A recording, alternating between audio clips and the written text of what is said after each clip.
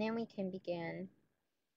I think you just go to the bottom, you click on it and type at the bottom, and it should let you just type in there. Well, welcome to this webinar. We will have one every Friday to the end of November. And this first one's, we actually had a previous one in digital storytelling. And I'm Shelley Terrell, and I'll be presenting these webinars in for American TESOL. And I have the wiki where you can find the information. There's a wiki page for all of these webinars. Today it's mobile learning, and specifically learning English, but we'll also explore mobile learning in general as well. And then next week we're going to talk about wikis, so that should be really exciting. And I'm from Germany, and actually I'm on the road, so I had to stop by and find some Wi-Fi to do this, but it's just so fantastic, the technology we have to be able to present anywhere in the world to everyone here today, so I'm super excited.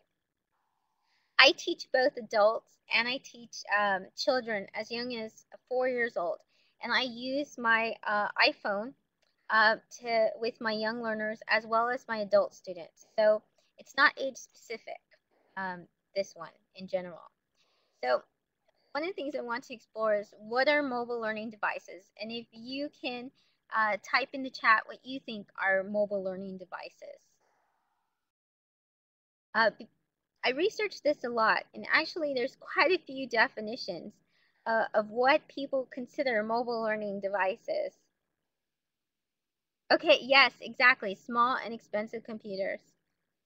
Yes, exactly. Here are some of the ones that I came up with, and there's so much more. There's netbooks. I have a really small netbook. It cost about 200 American US dollars. Really cheap, really inexpensive, just wonderful. Your smartphones, mobile phones, ebook readers, game consoles, even GPS systems are considered mobile devices, which goes to iPads, exactly, tablet PCs, the Kindle, ebook reader. So there's a lot of different mobile devices, which kind of gives you an idea of what is mobile learning. So then we go to mobile learning. What are some adjectives you associate with mobile learning? Yes, and they are relatively inexpensive because even an MP3 player is considered mobile learning. And I've seen some as low as $10 US dollars. So, okay, learning outside the textbook, definitely. Yeah, there are some really fun games that I've seen are mobile, are babysitters. Yes, learning that can continue outside.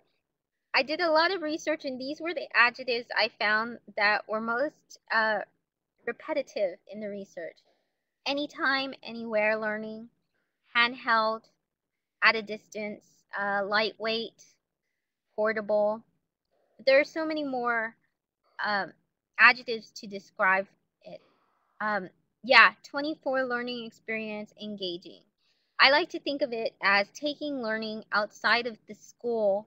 If we think of the school as a box, I think many kids sometimes, they come to school and they think learning is 8 o'clock in the morning to 4 o'clock, when they get out. The mobile learning really makes it to where they can take their learning anywhere. They can carry it around them, and they do. That's at least been my experience with both children and adults. I love this picture. Look at this little girl. They took a picture of her, and you can see the Flickr on there. It's listed on my Flickr favorites as well. Yes, exactly. They love playing with phones. Any kid, I gave my nephew my iPhone, and he figured out how to do my iPhone in 30 seconds, never using an iPhone before. He was able to open an app that took me 5 minutes to find out how to use it, and was able to use it perfectly. And I was simply amazed by observing him. This person shared their Nokia phone with their niece and took pictures of her progression of what she did with the phone. So what are some of the things that she's doing here?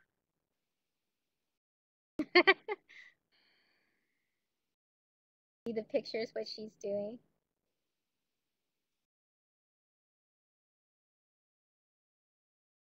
I just think this is fascinating. And you can just, yes, listening, talking.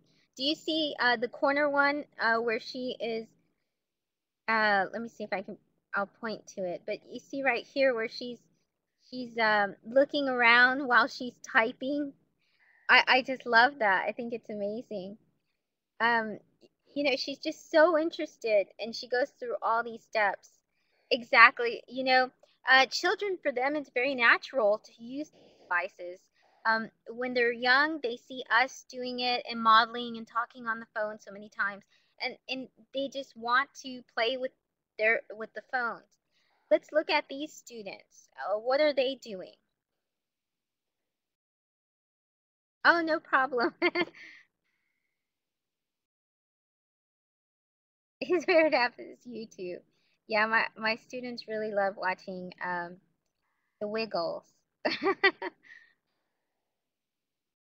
Actually, in this particular one, they described it, and the students, they had asked if they could, these two boys asked if they could do their research project, if they could do it on their iPod Touch. So they're researching right now and they're collaborating. Many people think that each student has to have a mobile device in the classroom, but we don't. We have one in my classroom. I have a small classroom of 10 students. I teach in Germany and I teach English, so I have very small classes. I'm very lucky. I know I used to teach 30 or 40 students in Texas, so it's a difference. But the students will all look at each other. You see how the other boy is interested? That's how my students are. They take turns, they share, they collaborate. We search, they type, and they search images to find out different information and things. So these are different things that they'll do, and not all of them have to have one. They'll actually all be interested and share, and I think it helps them collaborate. So let's say you don't have a smartphone. If you do, these are some of the things that I like in mine. Um, well, I do a lot of stations. So while a few are using maybe the iPhone, about three or four, then the next one can also, they use the laptop. And then I also have like a huge LCD projector, and I really believe in stations. Another could be reading books, actual physical books. So I have different types of learning stations, and I do the facilitation. We also come together and we play games and stuff, but I really believe like different stations. I've even tried that with high school students. Works extremely well. Um, Even if you have a regular phone, I was recently teaching in Athens and in Greece. And what one of the teachers, we decided that we were going to ask the refugees, and they were from Sudan. So they didn't have a lot of money. Some of them came in the same clothes every day. We offered free English courses. But one thing they did have, each and every one of them, they had a cell phone. So I really do believe this is the way of the future. And I'll explain a little bit about that in a little bit. But I want us to look at the phones we have. So does everyone here have some kind of phone? If you don't have a phone, tell me. Yes, exactly. We all have one. um, yeah, and some of us have smartphones. Even if you don't have a smartphone, there are different things you can do probably with your phone. You have SMS, you can do text messaging, and that you can use to learn. Um, you do a lot of learning with text messaging. You have things such as Wi-Fi, which is a free service that will allow students to type in a free text message. And most plans today do include so many free text messages. So there's a lot you can do with just text messaging. One thing to get my students warmed up and comfortable with using mobile learning devices to learn is, I text them a word of the day. They have to create a sentence with it, text it to the next person, and they create a sentence with the word, and they like it. It's fun. They get to share, and they get to text their different students. So there's different things you can do with that. You could text math problems. You could text. I mean, there's so much you can do. You could text a scavenger hunt, put clues. So there's so much you can do just with text messaging. Video. You can create videos on the iPhone. I love it because I can edit the videos. There's a lot of smartphones where you can take videos, you can take pictures, you can do scavenger hunts. It's all the way that we think of using it, recording the students' voices and different things like that. Podcasts. I used to share a lot of different podcasts with my students. My adult students love the podcast. That's actually their favorite thing to use with mobile learning is this podcast. YouTube. Somebody said earlier, YouTube is the favorite toy. My students, they're 4 years old, 5 years old, and they would not speak any English. They wouldn't sing the songs. I guess I'm not that great of a singer. I would use puppets. I would try. I started showing them videos, small little clips on the on my iPhone. They have YouTube clips of the Wiggles. As soon as they heard the Wiggles sing it, they sang afterwards, and they knew all the words. So it's really powerful what you can do with mobile learning. So what lessons can you think of for those of you who have adult students or teenage students? What kind of think of the phone you have right now? What kind of lessons could you have the students do just with the technology in your hand right now? And it doesn't have to be a smartphone. It could be your regular cell phone. You can think of text messaging things. Yes, exactly. Answering questions. Okay, so yeah, if you have parents, that is one thing. If you have small children, you do need to get AUP, and I do have that in the wiki. Let's see. Here's the wiki, um, but I actually have it in a different section. You'll find so many resources there. But there's accepted use policies and things like that. My parent, I haven't run into that yet. I've had teenagers. I've taught teenagers in Texas for 4 years, and then I teach 4 to 5 year olds. But we use my phone, and the parents haven't uh, been against me using the devices. But one thing I did do was I did a free parent ed tech shop at the beginning of the school year.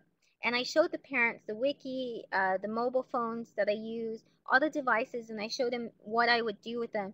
And I talked them through it and also had them sign an acceptable use policy and media waivers.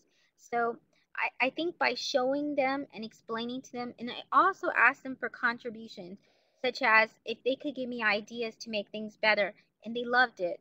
Some parents said upload, videos. They're the ones who actually gave me the idea to have videos of like the Wiggles and stuff like that, singing to the kids because they're the ones who told me we really need to know the words. Can you please have the lyrics and things like that? So, um, yeah, so I think it's really good to have parents as a part of the conversation to begin with. So think of lessons for kids. And I, I think one of the greatest things about mobile devices, you can also have the kids use them in pairs. And I think that's very, very powerful when they're able to collaborate together because in their world, even in the world now, all the careers that we have, I also have a business background. When you enter the business field, they give you a BlackBerry. In many of the jobs, they give you, sometimes they give you an iPhone, but usually it's a BlackBerry or some kind of PDA or something. Or they expect you to use a laptop, and they want you to be able to use these devices on the go and to carry your work around with you. This is a reality. So if we teach them right now how to collaborate, problem solve, communicate with these devices, then I really think it prepares them for the future. I love this picture too. Oh, there's so many great pictures on Flickr, and I have them all in my favorites as well. So which apps? Okay, so you don't necessarily have to have apps. I'm very fortunate because I happen to love technology. If you follow me or if you've seen my stuff, then you know I love technology. So of course, I like to play around with apps, free apps. So the ones that I'm recommending today are free. There are many that I've paid 99 cents for because they're well worth it. They're beyond worth it because the kids learn. When I think of an app for learning, I think of something that they can do collaboratively, something that will really have them problem solve, critical think, do different things, not just what you would typically think of babysitting. Somebody said babysitting. Um, oh, that's a great idea to text simple jokes and riddles. Even an idiom a day, a phrase a day. So there's so many things you can do. These are my favorites. I'm going to show you one because we have some time. I'm going to show you this one. I think, how many of you teach really young kids or have a really young kid? Whoever invented this app is genius. Okay, kids, what do they like to do to annoy you? Well, one of the things they do is if you say something, they'll repeat it back to you. How many of you have had this experience? Well, this is what Talking Tom does. This is Talking Tom. And can I get somebody to try and use the microphone really quick and say something? Because I don't know if you can hear this, but Talking Tom will repeat anything anyone says to him. Okay, so can someone try using the microphone? I think, does everybody have the microphone now? Okay, raise your hand if you would like to say something on the microphone. The way to raise the hand is go to the bottom left-hand corner. And then you'll see a little hand that's raised. Okay, so approve. Okay, where's? Okay, so Joanna, you have the mic now.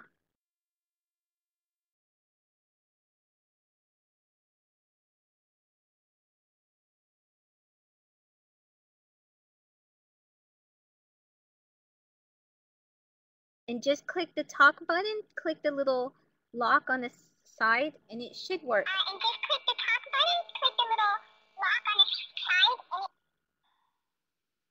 Sorry, I know it's not the best. sorry, I know it's not the best. Can you hear him repeating everything I'm repeating? Can you hear him repeating everything I'm repeating? Exactly. Great way to kids. Exactly. Great way to kids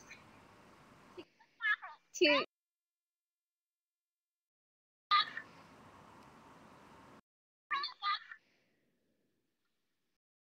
Want to try, Joanna? Yeah, hi. Can you hear me? Want to try, Joanna? Just Can you hear me over there?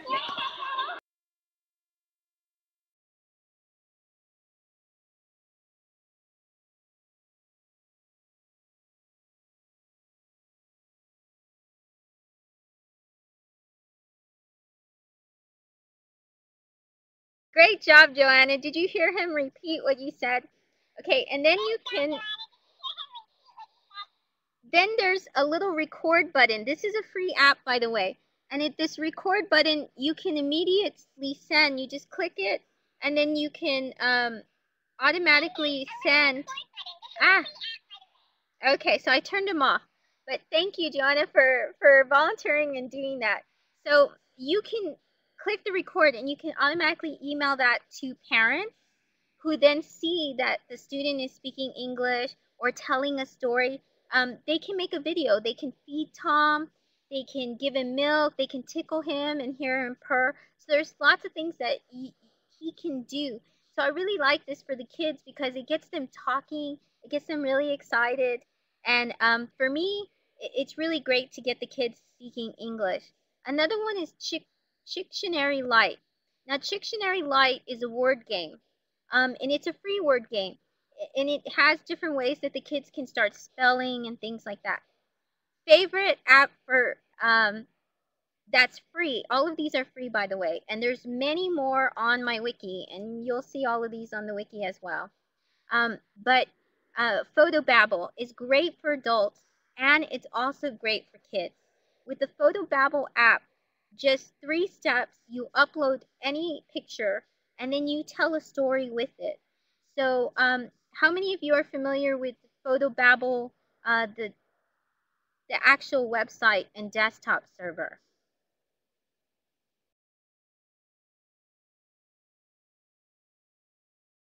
No? Oh, okay. Photobabble is fantastic. And you'll see lots of examples. Yeah, and it's a free app. And it's so amazing. It's 3 steps. All you do is you go to the Photobabble app, you upload any of the pictures, or you can take a picture, and then you can do a voiceover, and you can tell digital storytelling. You can have people tell about their experiences, their family, their pets, anything they can talk about. If they do word problems, for example, for math, then they can actually find pictures to supplement the word problems, things like that. Science, I mean, they can find pictures, so it's fantastic. It's so easy to do, and they can tweet it, put it on Facebook, they can email it to themselves or email it to others. StoryKit. StoryKit is really fantastic.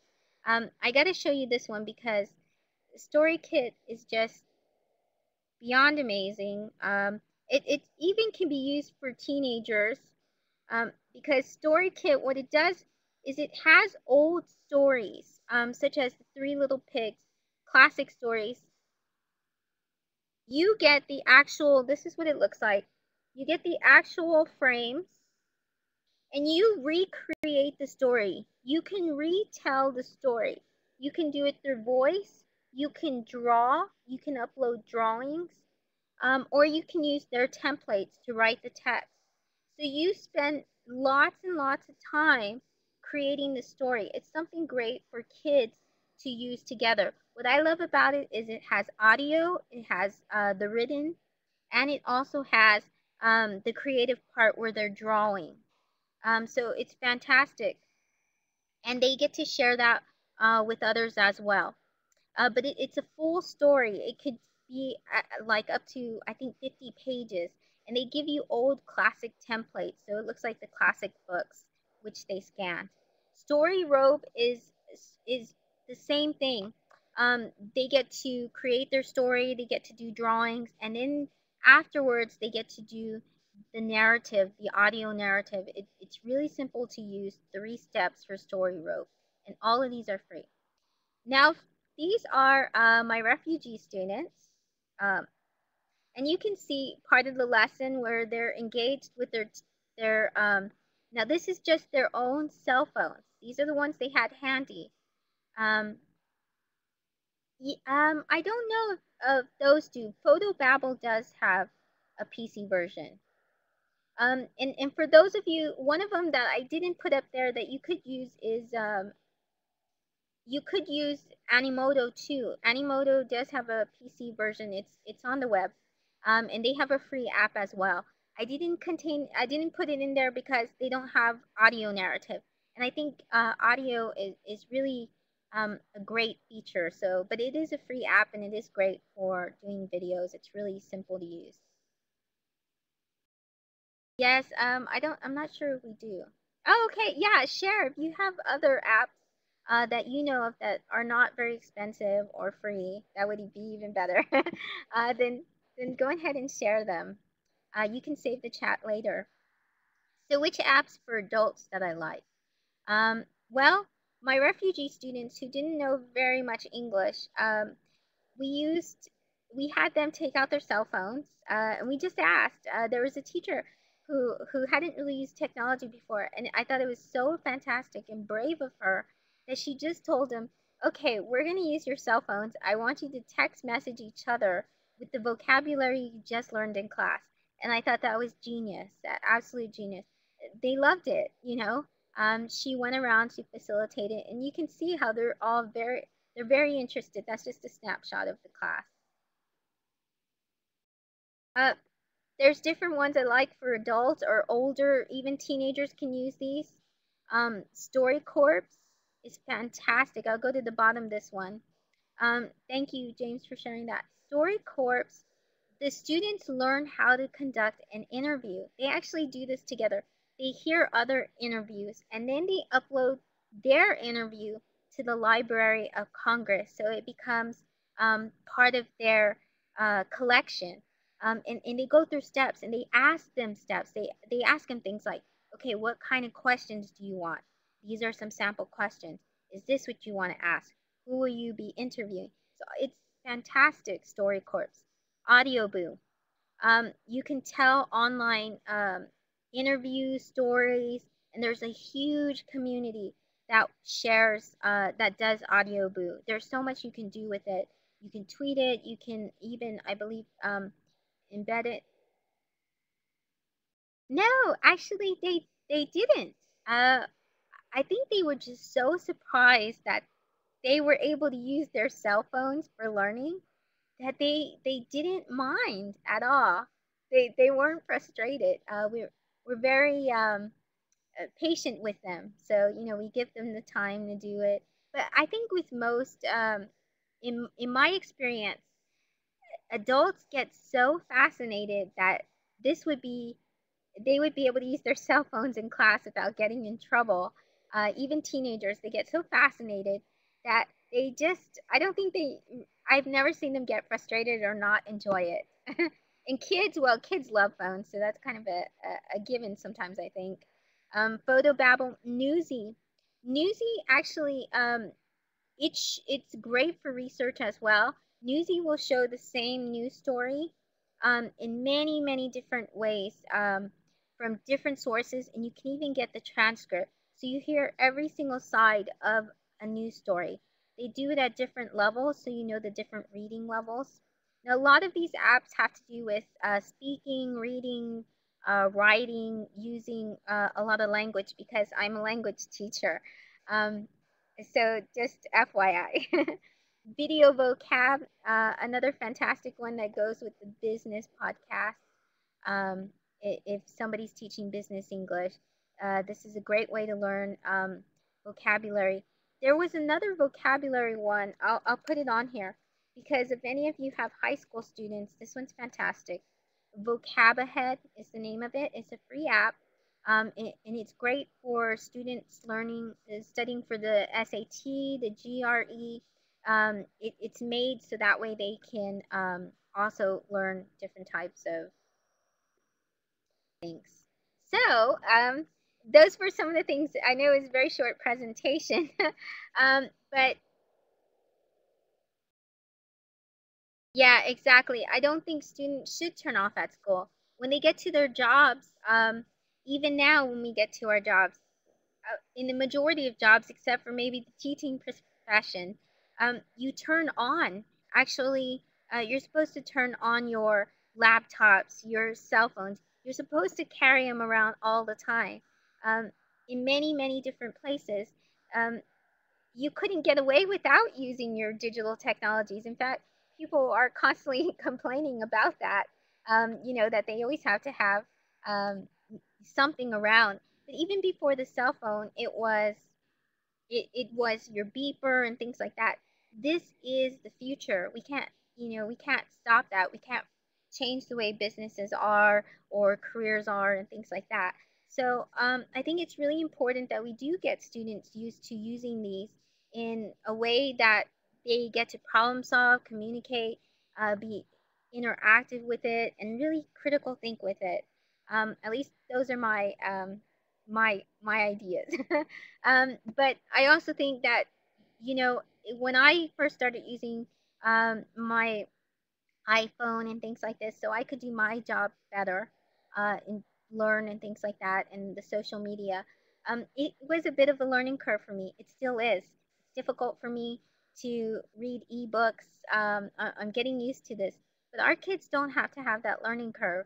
They can already know how to do this, and they can be steps ahead. They can be able to, um, we have such a so many problems on environment and financial problems and stuff. And I really think if we have students who are able to collaborate with these communication devices, these ICTs, that they'll be really effective in problem solving and finding solutions for the things that they're going to have to face in the world. So, and not to mention their digital footprints. If you have any questions, you can always reach me at and this, okay, this is what I'm hoping for. I'm hoping for this week. It's my birthday, and I'm hoping I get an iPad. And if I do get one, this will be my desktop, which is my little pug Roscoe. So, and he usually goes everywhere with me. I'm shellytarot@gmail.com if you have any questions. And there is a wiki. Sure, you can Skype me in. Skype is another free app that you can get on the iPhone. You can get on the iPad, things like that. So, and you can go to this wiki. Next Friday, we'll talk about wikis, so you can bring your wiki experience to the table. And that's it. Thank you all for coming. Yeah, it is. Thank you all so much. If anybody has a question, please, you can raise your hand and ask the question. That's fine. Um,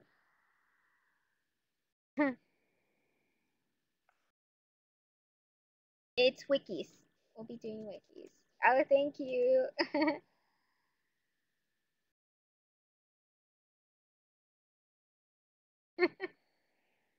Now I can continue on my trip. Oh, I hope so too.